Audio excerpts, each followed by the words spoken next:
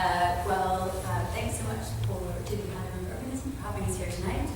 And thanks to all of you for coming. We do have a Tomorrow's Home hashtag going if anyone's joining in the conversation. And I'm going to tell you about Tomorrow's Home, our research into emerging social trends and their impact on the environment. Just to give you a bit of an overview, we're going to start with a few of the macro trends, the bigger level trends to set the scene. We'll then go into social change trends in four main areas we looked at: family formation, labor market, wealth and tenure, and social interaction. And then, of course, we'll bring this back to built environment implications. To give you a little bit of background on the research, we began with this very large question of just how will all changing social trends in England and Wales affect the future of the built environment. So we started by reviewing the latest census data and analyses. We then took that out to the academic journals, policy reports, and international comparisons. And finally, we did conduct some original analyses of our own this data. So I think Robert already gave you a good idea of why we decided to focus in on 18 to 34-year-olds. But as you can see here, this is the baby boom echo generation. So they account for a major bump in the population pyramid. This is 2014 and this is 2030 over here. So they're going to be a major force going forward.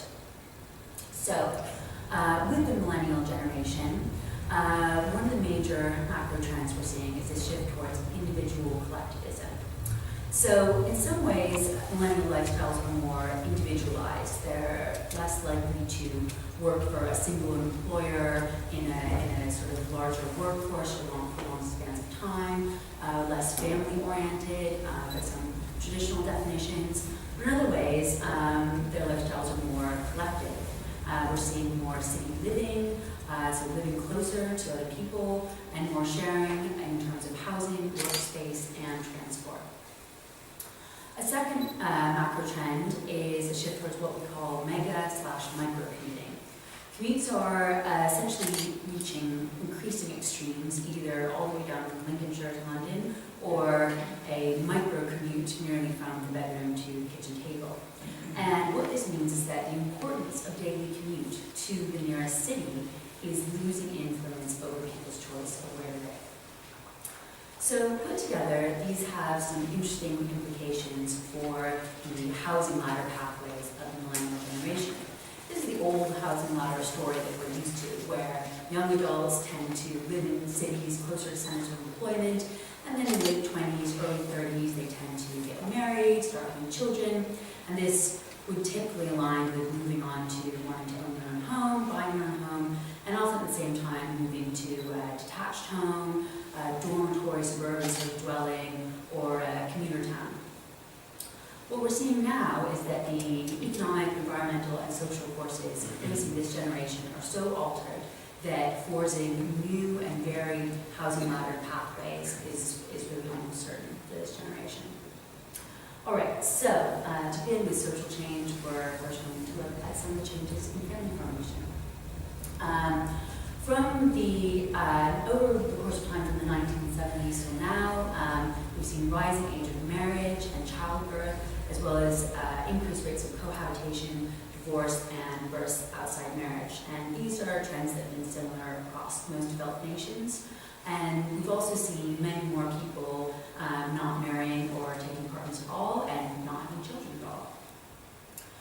During the same period of time, women's role in the workforce increased, and men's role in the workforce decreased.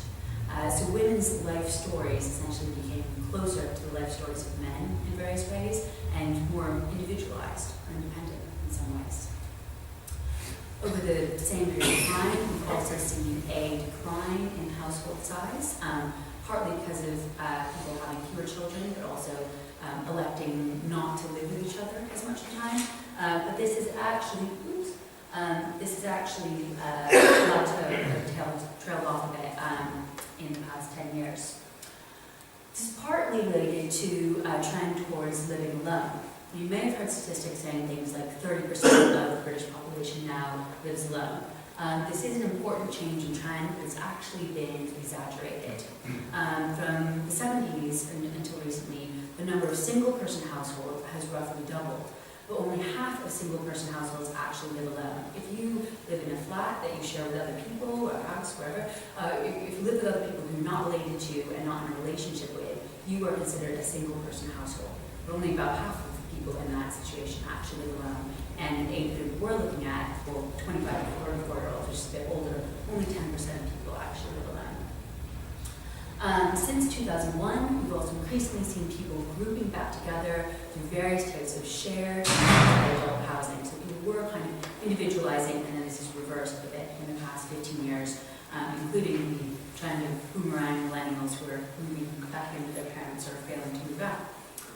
And while this has been going on, in terms of dwellings, we've seen an increase in the average amount of space per person, both because smaller family sizes, people opting for more residential space, a couple living in a two-bedroom household might have been housing friendly 30 years ago.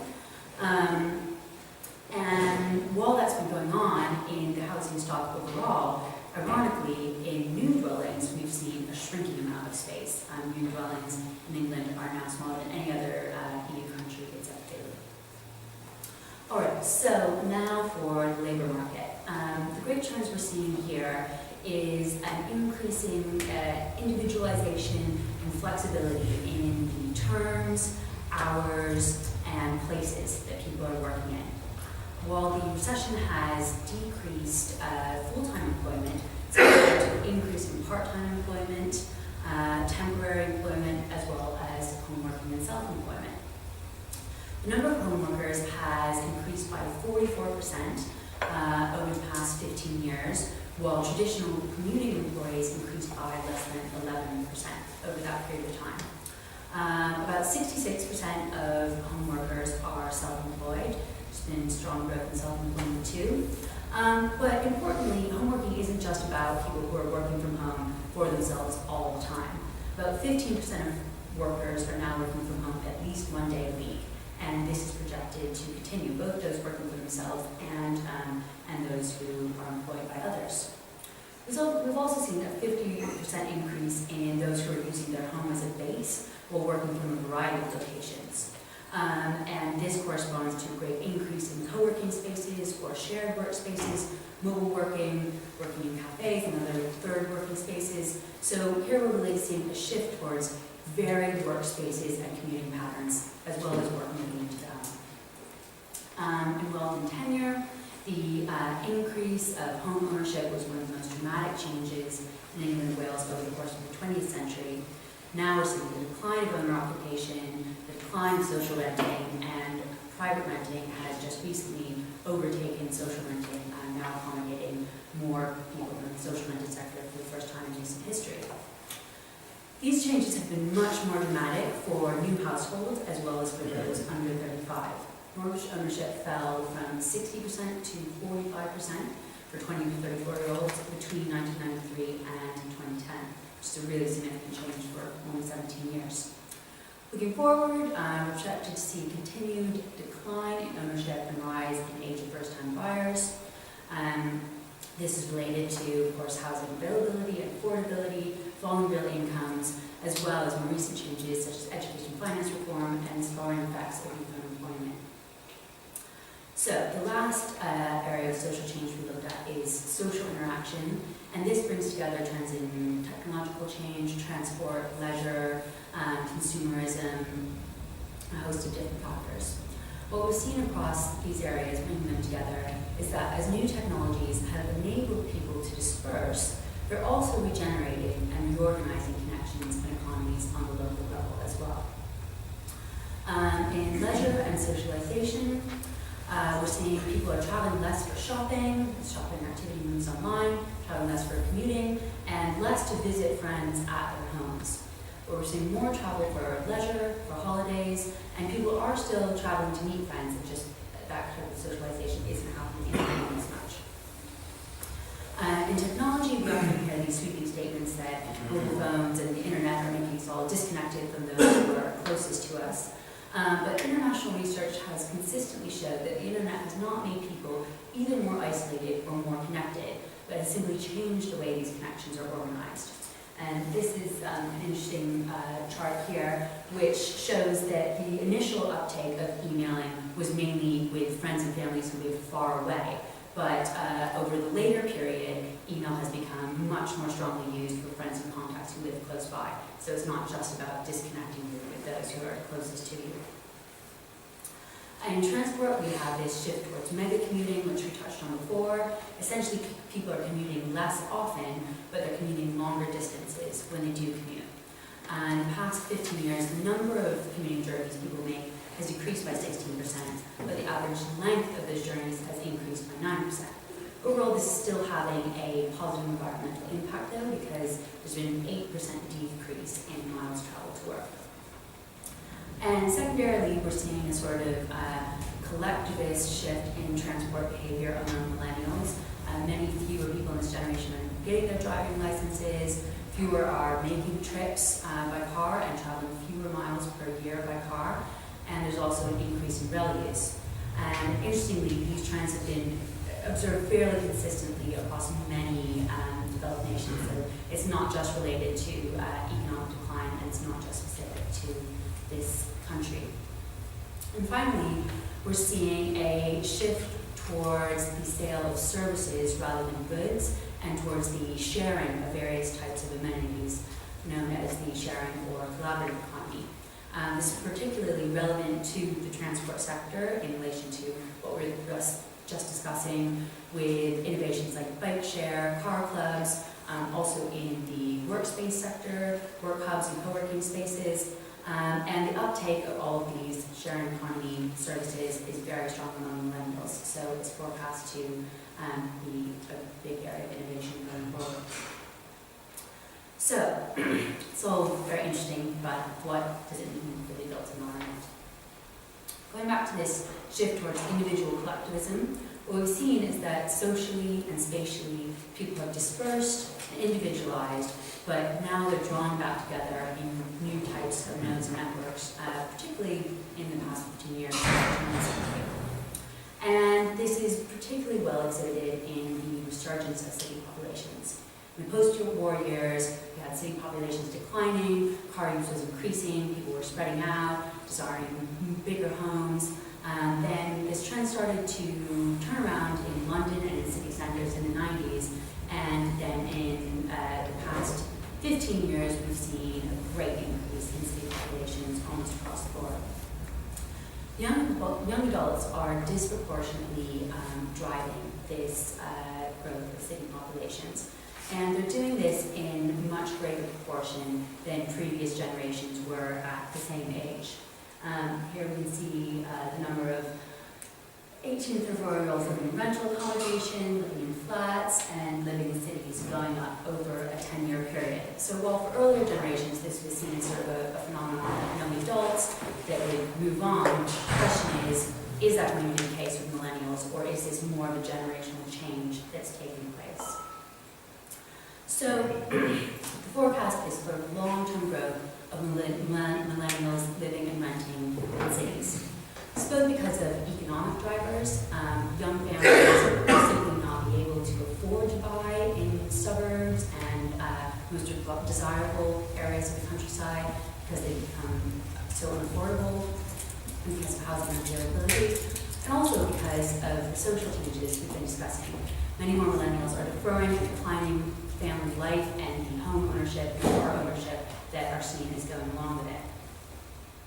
So we're seeing a demographic shift towards more young adults and families in cities. And to use a technological metaphor, millennial lifestyles seem in many ways to be almost downloadable. They're moving frequently, they're renting, plugging in and out of different jobs and work opportunities, and cities will need to respond to this demographic shift and absorb new functions and services that they haven't really accommodated before. So we've seen new dwellings have shrunk, and they're shifting more towards being spaces of individual leisure and labor. So this indicates that well-managed communal facilities will be in demand. Extending the success of the sharing economy model We'll need well-managed communal facilities in cities to serve the needs of socialization, outdoor space, play space, storage space, various hobbies and leisure amenities that people are not going to be able to have room for in their small homes anymore, and that there may be many benefits to sharing, as we've seen with other aspects of the sharing economy. Other city outcomes in major cities, of course, like we see strong continued demand for housing. In second and third tier cities, it may be more important to focus on upgrading the existing housing stock, improving public transport, and investing in broader quality of place. And of course, while we've seen lots of these small, high-density flats, we really need to respond to the housing needs of young families and for the increase in shared multi-adult groups in housing. So then we also have this shift towards mega and micro-commuting, people employing sporadic commutes to centers of employment with working from their home or working from a local workhouse. In this sense, we can see England, in terms of the labour market, coming to focus more as a single mega region. England's small size, high density, and highly developed transport network mean that many workers might live almost anywhere in the country if they're employing these sort of commuting strategies. And this opens up more affordable housing options further away from lucrative centres of employment. So we're seeing more work activity moving into the home, people spending more time where they live, and this will mean that small towns and suburbs are becoming less exclusively residential. So the idea of these places as dormitory suburbs where people just go to sleep may be coming to an end. With working and living functions moving closer together across a number of different types of communities, this will also require different services and have different implications. In rural market towns, in rural areas, there's a particularly great proportion of self-employed people and home workers. So there's a strong market for work hubs and mixed-use development in rural market towns, where this may be particularly important to economic development. In suburban areas, we may see a need for more services to support around-the-clock activity. And then in urban areas, we may see some urban areas actually becoming more residential, and residential and shared workspace uses may be a good way to regenerate struggling high streets as well. So, bringing this all back in summary to the idea of new housing ladders for the millennial generation, we're seeing two potentially divergent trends.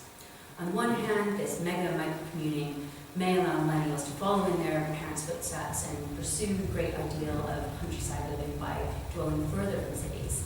On the other hand, we have this shift towards individual collectivism, which forecasts longer-term city dwelling for millennials, and potentially people moving on to live in town centers or second-tier cities as these become more affordable options. So these may seem like somewhat divergent visions that are at odds with each other. We're likely to see an increasing number of millennials embarking on both of these housing ladder pathways. But what they share is the idea that the great segregation between living and working spaces is not going to be defining our built environment as strongly. They both forecast an end to the 20th century model of a single earner going to work in the city while mothers stayed home with the children, which the dormitory suburb sort of layout was based around. That's it.